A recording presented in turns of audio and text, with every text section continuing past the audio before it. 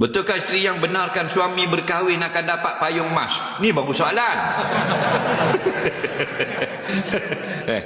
Okey, isteri kata abang nak kahwin, saya benarkan dapat payung emas. Betul atau tidak? Betul. Dah apa yang betul? Dapat payung emas tu betul. Dah kalau kata hadis sahih, itu tidak betul. Ini bukan hadis sahih. Ini perkataan hukama, orang-orang bijak pandai di zaman dahulu. Apa maknanya? Maknanya bukan bagi kahwin tu payung emas. Maksudnya mana-mana isteri yang menggembirakan suaminya masuk syurga. Itu cerita dia.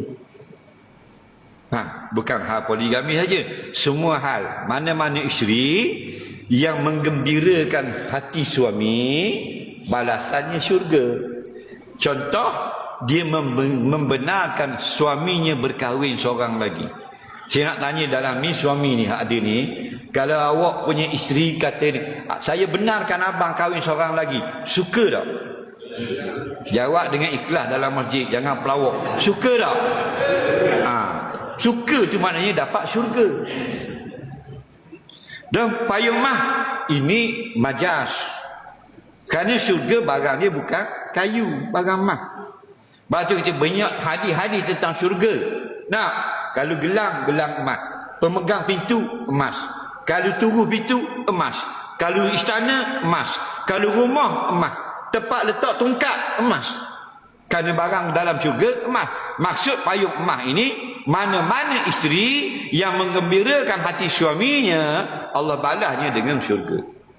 Bukan dapat payung. Salah.